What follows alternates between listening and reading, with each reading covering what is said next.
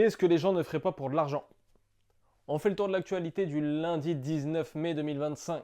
Suite à la mort du rappeur Werenoi ce week-end, de fausses cagnottes circulent sur les réseaux sociaux. Des gens prétendent qu'ils font partie de l'entourage du rappeur et ils cumulent de l'argent pour les proches. Mais c'est faux, donc ne donnez pas. La famille a dit qu'il n'y avait aucune cagnotte qui circulait. Et d'ailleurs, les gens se posent la question de pourquoi il n'y a plus ces musiques sur YouTube, pourquoi il n'y a plus ces clips sur YouTube. Ça aussi, c'est une volonté de la famille.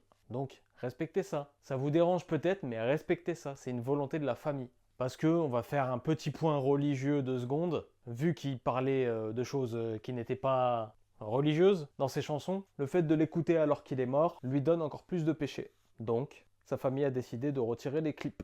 Pour ce qui est du streaming, les chansons sur Apple Music, Deezer, Spotify, c'est autre chose. Le Conseil d'État désavoue le ministre de la Justice Gérald Darmanin qui voulait interdire les activités ludiques en prison. Ça fait suite à des prisonniers qui avaient eu des massages et des soins comme ça. Il avait interdit tout ça, toutes les activités ludiques. Le Conseil d'État a dit « On va faire tes bagnes en Guyane et laisse-nous gérer ça ». Le Sénat dénonce le lien entre Nestlé et l'État. Je t'avais fait une vidéo concernant les boissons Perrier il y a quelques semaines de ça. Perrier qui appartient à Nestlé.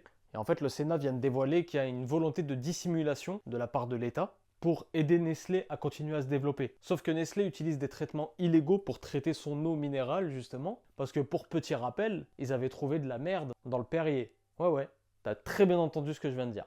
Les agences de santé faisaient remonter les infos au ministre de la Santé. Le ministre de la Santé voulait faire remonter les infos au président de la République. Mais il y avait un blocage qui s'appelle Alexis Collère. Alexis Collère, c'est l'ancien secrétaire général de l'Élysée, qui travaille à la Société Générale maintenant. Et lui, il disait « Ouais, t'inquiète, je vais faire passer l'info, t'inquiète. » Mais bon, il la faisait jamais passer. Et le patron de Nestlé et Emmanuel Macron sont quand même très potes. Dis-moi en commentaire si tu vas continuer à consommer chez Nestlé ou pas.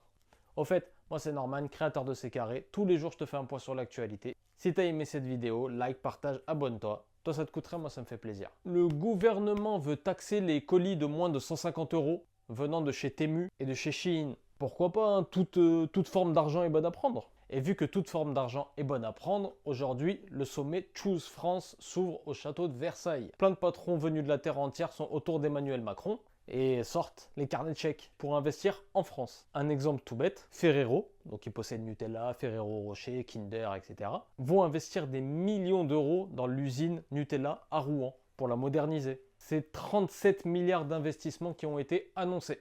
Tu sais que C'est Carré, c'est le média du peuple, on se retrouve tous les jours pour un point sur l'actualité. Si t'as capté, bah c'est carré.